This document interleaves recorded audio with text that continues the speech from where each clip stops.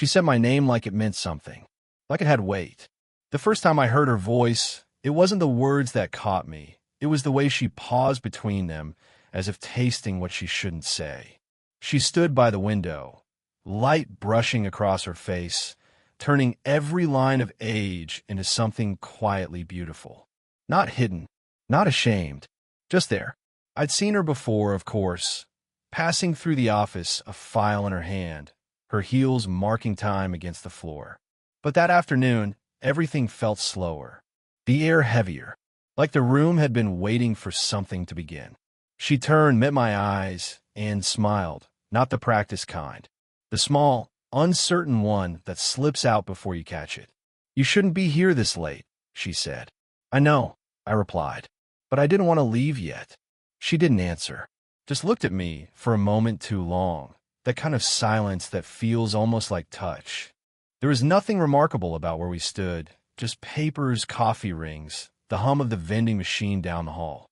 Yet in that ordinary noise, I heard the sound of her breathing. Slow, careful, like she was holding something in.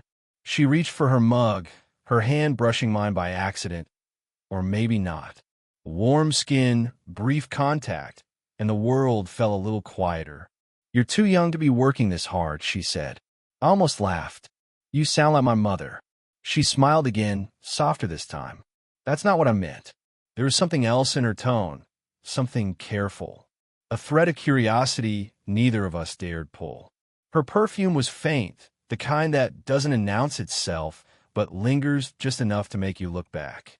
I remember thinking that she smelled like rain before it starts, calm, certain, inevitable. She walked past me, close enough that her shoulder brushed my arm. Just a whisper of movement, but it stayed, echoing under my skin. "I'll lock up," she said. I nodded, though I didn't move.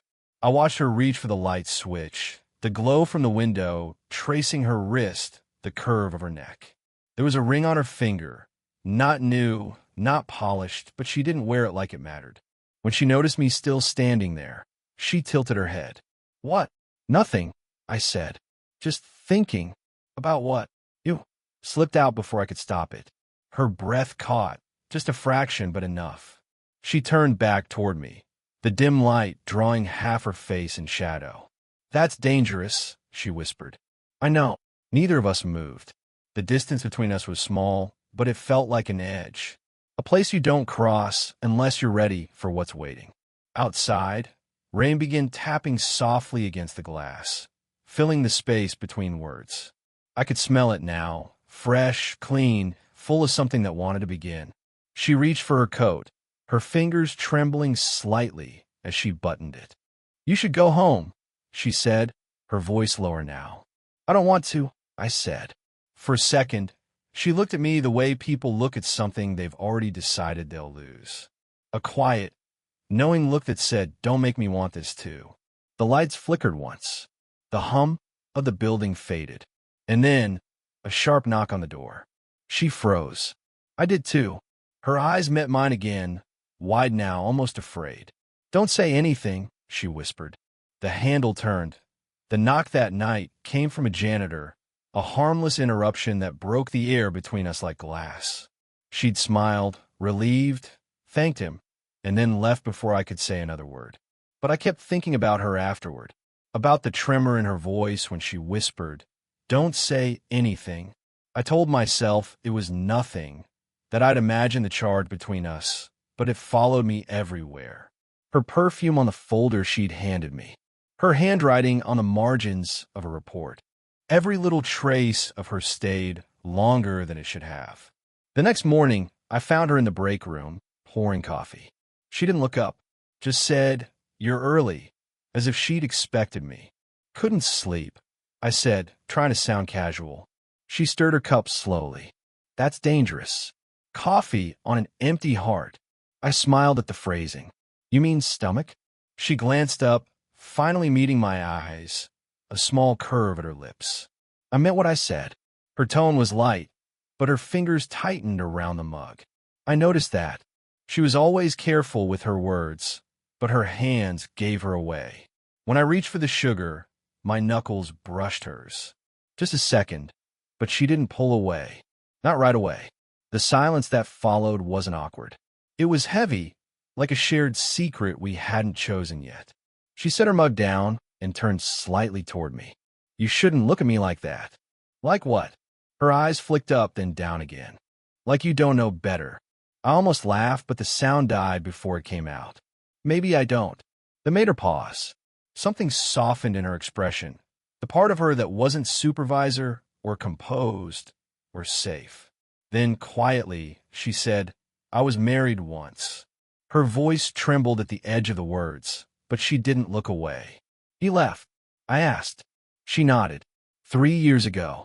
Said I'd stop being exciting. A hollow laugh escaped her. Imagine that. I don't have to, I said. I can't picture you being anything, but don't, she interrupted a little too quickly. Don't say things you'll regret later. Her tone was firm, but her shoulders sank. For the first time, I noticed how tired she looked, not from work, but from being careful all the time. I wanted to tell her I wasn't afraid of regret, but instead I said, you shouldn't drink coffee alone. She looked up again, eyes searching mine for something she didn't want to find. Then she reached out, slowly, and brushed an invisible thread off my sleeve. Her fingertips lingered there, just long enough to feel deliberate. You should go before someone sees, she murmured. I didn't move. Neither did she. The clock ticked somewhere behind us, counting out the seconds we both pretended not to notice. Then she whispered, barely audible, you make it hard to keep my distance. Her hand dropped away, and she turned toward the door. But this time, she didn't walk out. She stayed. IT started with a late night again, unplanned like the first one. The rest of the team had gone home hours ago, but she stayed behind to finish a report. I told myself I was just helping, that it didn't mean anything. Her office light glowed faintly through the frosted glass.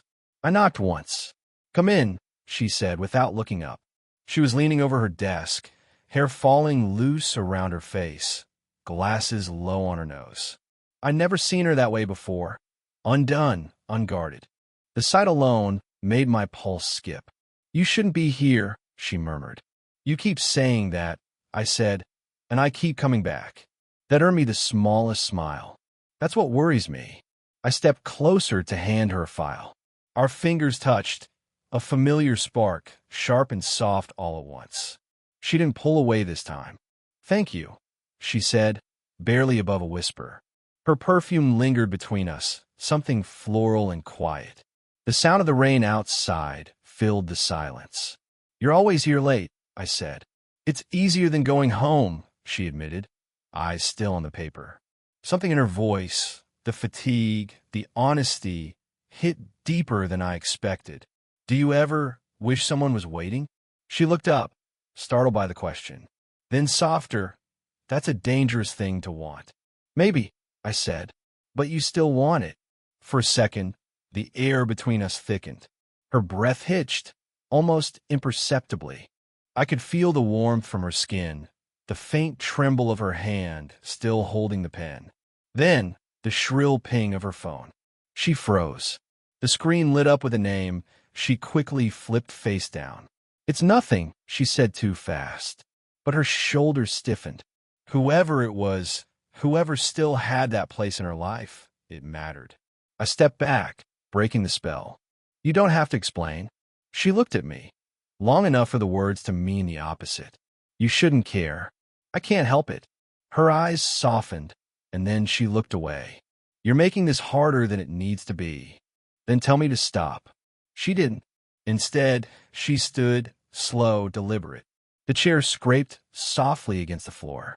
When she passed me, the fabric of her sleeve brushed my arm. She stopped behind me, close enough that I could feel the heat of her breath near my neck. I can't afford to want this, she whispered. I turned, meeting her eyes. Then don't call it want. Her lips parted, but no sound came. A heartbeat passed, then another. The tension broke when the door creaked open. Ms. Clark, a co-worker's voice, hesitant. We sprang apart, too fast, too obvious. Sorry, she said quickly, adjusting her blouse. Just reviewing a file. The co-worker nodded, oblivious, and left. Silence again. Her hand found the edge of the desk, gripping it hard. I could see her pulse racing in her throat. "This has to stop," she said. I nodded, but neither of us moved away. Instead, she took one small step closer and whispered, "Just not yet." The next few days were unbearable. We didn't talk much, just exchanged small glances in the hallway, careful, guilty, charged.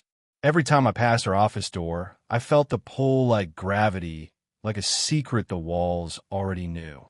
Then one evening, she asked me to stay.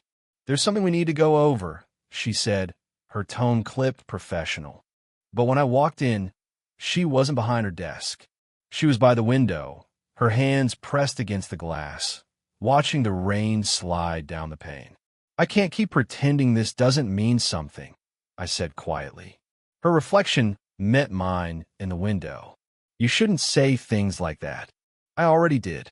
She turned then, slowly, her face unreadable, half light, half shadow. "You don't understand," she said. "If anyone finds out, if this becomes something, I could lose everything. You're not the only one risking something." She laughed, but it was brittle. "You'll recover. You're young. You'll move on. Is that what you want me to do?" Her silence was answer enough. I stepped closer, close enough that I could feel the warmth radiating off her. She didn't move. Not back, not forward. Just stood there, breathing shallowly, her pulse visible at her throat. "I see the way you look at me," I said softly. "You don't have to hide it anymore." Her eyes flicked up, wet now, angry at herself more than me. "You think this is easy for me?" she whispered. "You think I don't wake up every morning telling myself not to feel what I feel?" I swallowed hard, then stopped fighting it. Her lips parted, and before she could answer, I reached up, slowly, giving her time to pull away, and brushed a strand of hair from her face. My fingers grazed her cheek, her skin warm and trembling under my touch. She closed her eyes. "Don't," she whispered, but she didn't move. The rain outside grew heavier, the sound filling every silence we didn't break. My hand lingered near her jaw, her breath caught, uneven. She leaned in, just enough that I could feel it. The faintest shift, the kind you only notice because you're already too close. "I've spent years building walls," she said, voice trembling. "You're tearing through them like they were never there." I didn't know what to say. I just whispered, "Then let me in." Her hand found my chest, pressing lightly, not to push me away, just to steady herself. "This isn't fair," she said, eyes glistening. "You make me feel alive again, and I don't know what to do with that." Her words hit like a confession. The air felt charged, fragile, electric. She looked up, searching my face for permission, or maybe for reason to stop. Her breath brushed my lips. Every instinct screamed to close the distance. Then a sound, a phone vibrating on the desk. She froze. I didn't move. The name flashed again on her screen. The same one as before. Her eyes darted to mine, torn raw, exposed. "I can't do this," she whispered. But she didn't step back. And neither did I. The message on her phone changed everything. I didn't mean to look. I swear I didn't. But when the screen lit up again, the words were impossible to ignore. "Dinner tonight? We need to talk about us." I stepped back before she noticed, pulse hammering in my ears. She picked up the phone, her thumb hovering over the reply, but she didn't type. Just stared at the screen, her shoulders tightening like she'd been caught in a lie she hadn't spoken yet. Finally, she set the phone down. "You saw that, didn't you?" I didn't answer. "It's not what you think," she said quickly. "Then tell me what it is." Her voice was steady, but her hands weren't. "He's my ex-husband." The word ex didn't sound final. "He still calls sometimes," she continued, quieter now. "Not because he loves me, because he doesn't know how to stop pretending we're still something. So why not block him?" I asked. She let out a breath, slow, careful. "Because part of me still wants to hear his voice, to prove to myself that it doesn't hurt anymore." That hit harder than I expected. I stepped closer, searching her face for something honest, something just for me. "And does it still hurt?" Her eyes flicked up, raw and unguarded. "Not until you." Silence. Just rain and the hum of the old radiator filling the space between us. She moved past me, brushing my arm on the way. Not an accident. Never an accident. Her scent lingered. "You shouldn't look at me like that," she said, but her voice trembled now. I don't know how else to. Her breath caught, and for a moment, I saw her defenses crack, all that practiced composure slipping into something fragile. "You think I'm brave," she whispered. "But the truth is, I'm terrified. I don't know who I am around you." I took another step forward until we were inches apart. Maybe that's the point. She turned toward me then, and the tension shifted, no longer about the phone, or her past, or even right and wrong. It was about this, the unbearable closeness that neither of us could name without losing everything. Her hand lifted slightly, like she wanted to touch me, but couldn't give herself permission. "You have no idea what this would cost me," she said. "I'm not asking for everything," I whispered. "Just honesty."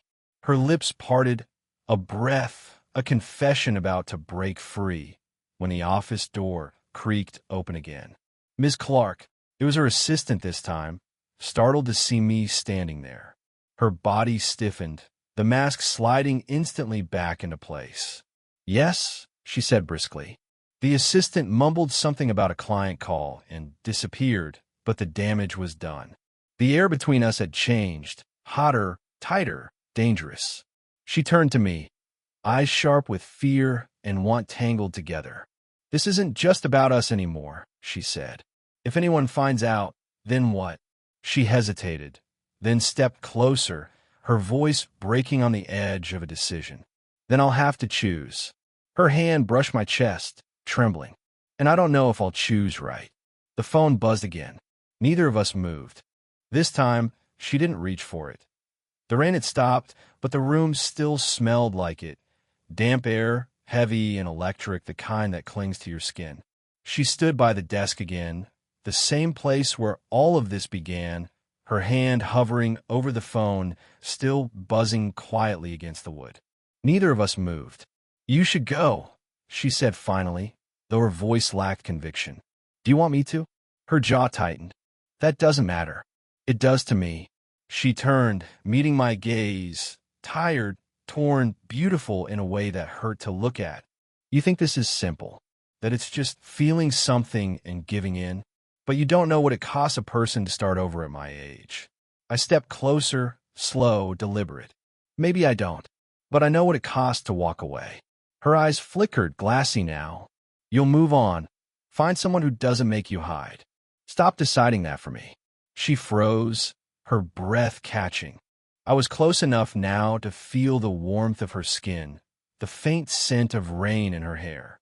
"Say it," I whispered. "If you want me gone, say it." Her hand trembled as she reached out, fingers brushing my sleeve, barely there. "You make it sound so easy." "It isn't," I said. "That's why it matters." The silence between us tightened, became something alive. She looked up, her voice breaking. "You don't understand. He already knows. My ex. He called the office. He said he's seen us." The words hit like cold water. "What?" "I thought it was coincidence," she said, stepping back, her breath uneven. "But he knows. He'll tell people, and I'll lose everything I've built." I reached for her hand, but she pulled away. "You can't fix this," she whispered. "Not this time." "I don't care who knows," I said. "I care about you." Her laugh came out sharp, aching. "That's exactly why I'm terrified of you." Something in her eyes cracked then, the exhaustion, the longing, the years of pretending not to want more. She took one step forward, closing the distance she'd spent weeks keeping between us. "I tried so hard not to feel this," she said, her voice barely a breath. "But every time you walk away, it feels like forgetting how to breathe." Her confession landed like a promise and a warning at once. I reached up, cupping her face gently, my thumb tracing the edge of her jaw. Her eyes fluttered shut, her breath trembling against my palm. For one suspended moment, everything else fell away, the noise, the fear, the world waiting outside. "Then don't fight it," I whispered. She opened her eyes again, wet and fierce. And if I fall, then I'll fall with you. The space between us vanished. Not a kiss, not yet, but the nearness was enough to make the world stop. Her forehead rested against mine, both of us shaking, breathing the same uneven rhythm. When she finally spoke, her voice was quiet but steady. Then we don't look back. And for the first time, neither of us did. Morning light filtered through the blinds, soft and golden, painting lines across the floor where we stood the night before. Too close, too quiet, caught between fear and something that felt dangerously like peace. She was sitting on a couch now, hair undone, coffee cooling beside her untouched. I leaned against the doorway, unsure what words belonged after everything that had already been said. For a long time, neither of us spoke. The silence wasn't heavy this time. It was full. I thought I'd regret it, she said finally, her voice low. Letting you stay. And she smiled faintly, eyes on the window. I was wrong. I moved closer, slow enough that she didn't flinch. You still think we'll be found out? Probably. She looked up at me then. The same gaze that used to hold back now met mine without fear. But I'm tired of living like everything I want is a mistake. He sat beside her. The couch dipped under our weight, shoulders brushing. It was such a small thing, but it felt like a decision. You make it sound easy, I said. It isn't, she replied, but it's real. She turned her hand over on her lap, the movement hesitant, an unspoken question. I answered by sliding my fingers into hers. Her palm was warm, trembling just a little. We sat like that for a while, letting the quiet do the talking. You know, people will talk, I said. They already do, she whispered, smiling sadly. But let them. They've never had to rebuild from nothing. The words carried weight I couldn't touch. Years of loneliness, the sharp kind that doesn't show until it's finally broken. I reached up, brushing a loose strand of hair from her cheek. She leaned into the touch, eyes closing, breath steady. You shouldn't look at me like that, she murmured, echoing her old warning. Then stop giving me reasons to. She laughed softly, a sound I hadn't realized I'd been waiting for. When she opened her eyes again, they were clear, lighter. You know, I used to think love only belonged to the young, she said, that it faded after a certain point, like it was something you outgrew. And now I think it just changes shape, gets quieter. Tua. I pulled her gently against me, her head finding the space beneath my chin like it belonged there. For the first time, she didn't pull away. My hand rested against her back. Her fingers found mine again, and everything felt still.